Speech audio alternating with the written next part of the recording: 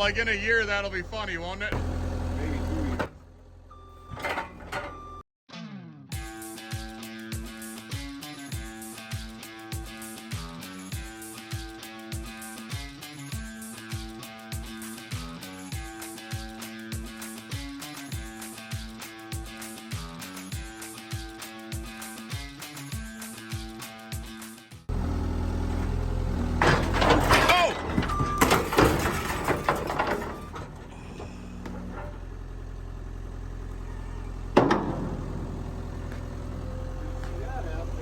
So, like in a year, that'll be funny, won't it? Okay, good. Maybe 2 years.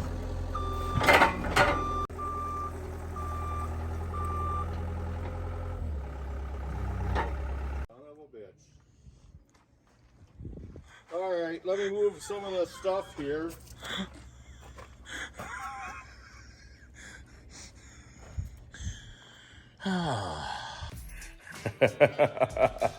Oh, if you're watching this, I hope you're laughing because I am. There's actually quite a bit more going on here than what you think in a lot of ways. The easy one is, yeah, the tank is too close to the shop and it's too close to that window. But actually the reason it's that close to the shop is my dad, at this point, this was actually filmed last year, and then my dad didn't really, let's just say we had to wait a little while before this became funny. So here we are a year later, but last year at this time, my dad had knee surgery about 4 months before this, and then he was going in for ankle surgery in about 2 weeks when this was all kind of filmed. So what he was actually doing, we got a cement pad in front of the shop, and then what he was actually doing is putting the equipment close to the pad so he could work off the concrete and work on this fertilizer tank, or kind of build this fertilizer tank. Then the next problem we got is we got kind of a rookie driver in the skid loader. He was more used to the case controls, and then he's been trying to get better at the cat controls, but he just wasn't quite the right guy to have in a cat skid loader that close to the shop that day. That's probably a good way to put that. Hey, look, it's off. Yeah. Well, at least it's on film now. Yeah. I don't know if It's on film. All right, Ben. True. What not to do, Ben? What could we have done differently? Not that. We could have had it further away from the building, and then we'd have laughed because it was. Oh, good news is just like put a scratch in it, didn't dent anything.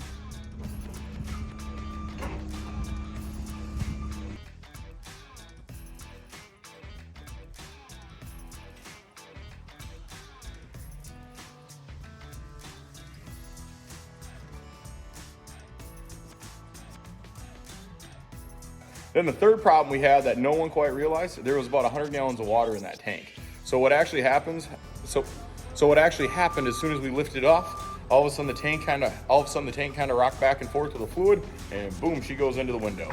And needless to say, thank you, Tom, for putting a window in for me on short notice. Everything kind of worked out all right.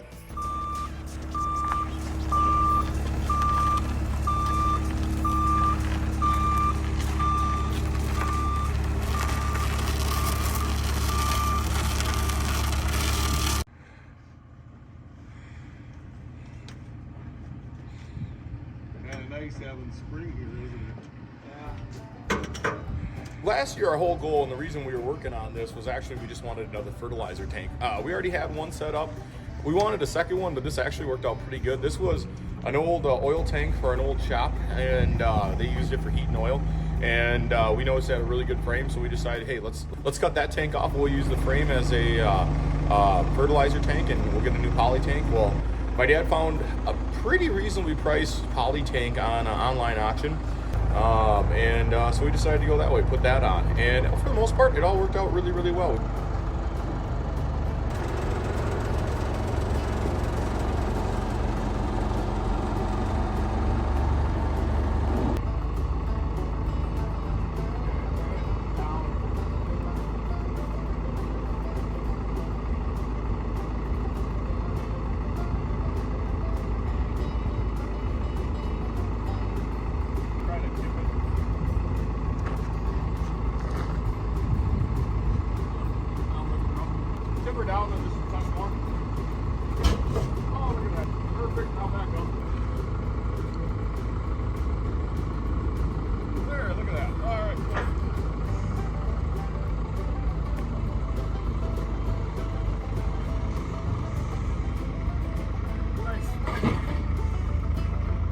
So what have you been working on?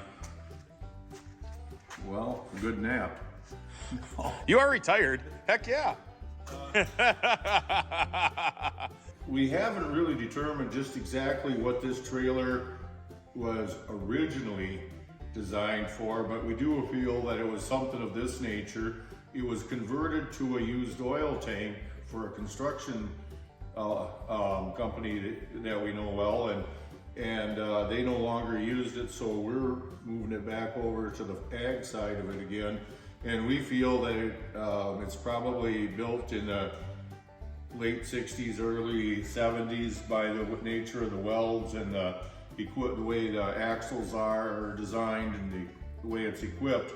Something that's kind of funny is you can see where two different jacks were mounted on the side already. They've wore the brackets out, and they were way lighter. This is a 12,000 pound jack, and they were, by the mountings, I would say they were probably a 3,000 pound jack originally. So safety wise, this should be a pretty cool setup. This is called the damaged trailer for reasons we won't go into right now. But anyway, we removed the tank off of it, put this fiberglass tank onto it because we want to use it for liquid nitrogen liquid fertilizer, not so much just nitrogen, but liquid fertilizer for the planter, and then later in the season for side dressing. So we cut off and cleaned up the frame and made mounts for the tank and for the pump and the tank. And just finishing up the fabricating of it right now, and then we'll plumb it and it should be ready to go.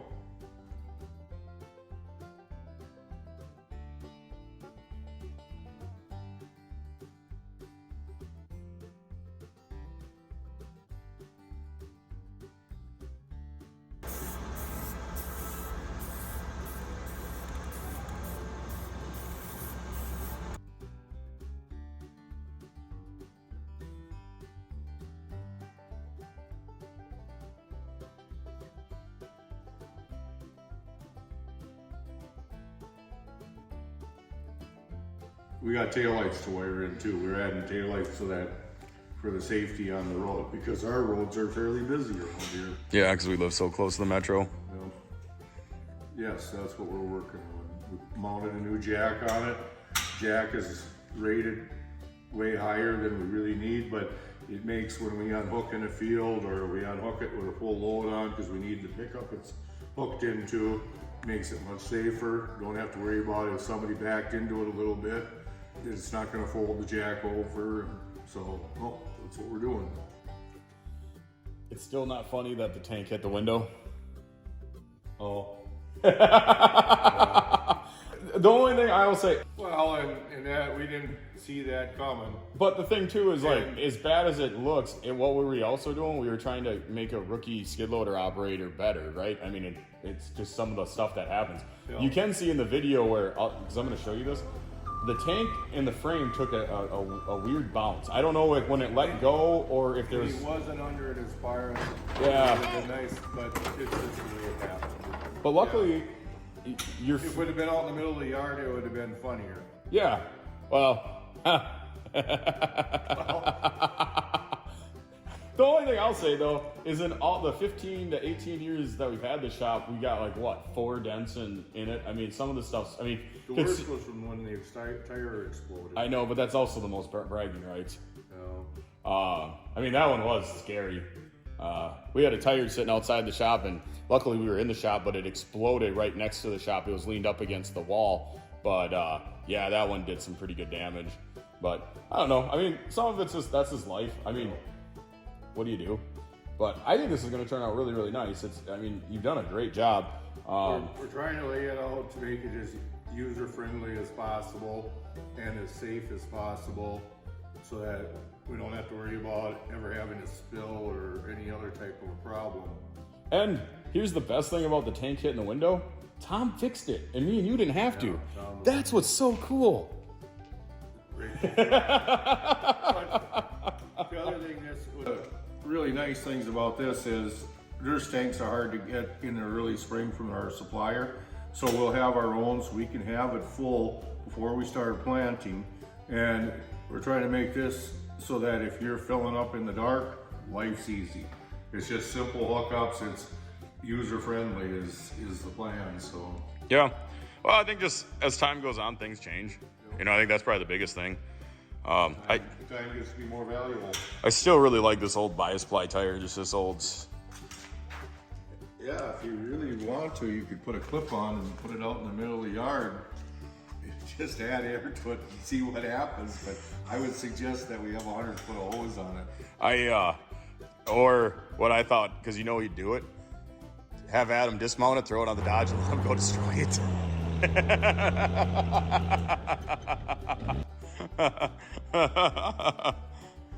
So when we started kind of assessing this thing, the frame was really solid. The only issue we really found were some bolts that were wore from some from being loose and some just being the nature of the way they bolt in the hitch. They had 30 years of wear on them, and so now we're replacing them, and we won't have to, our grandkids won't have to worry about them. It is a beautiful rainy day here in Minnesota. I'm in the shop where it's nice and dry.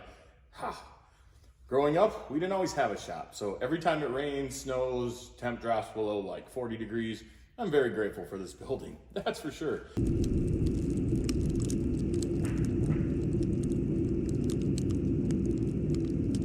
So I'm working on wiring and pigtails. On the back here, these are pretty cool. These are prefab taillights. We got them on the back of the fertilizer tank here, that was the nurse tank that we're putting together.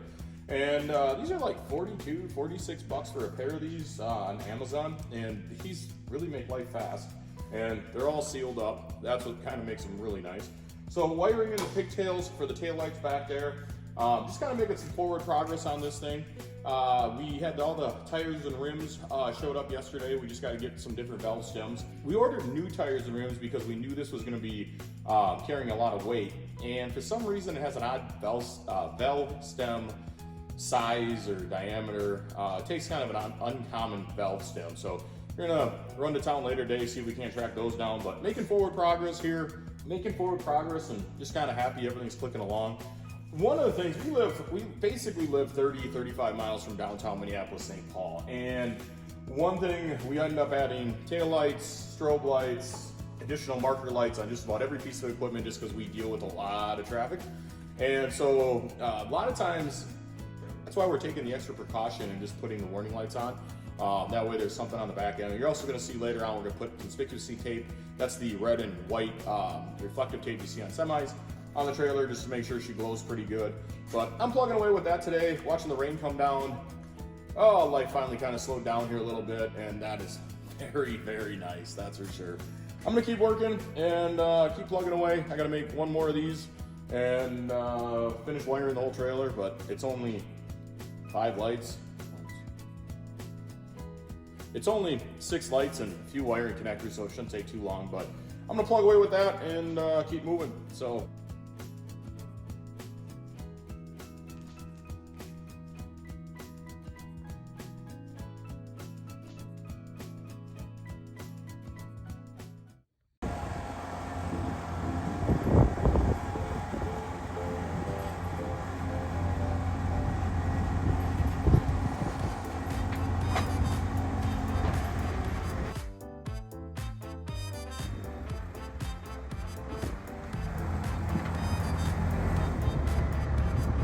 Maybe I should park in front of that window.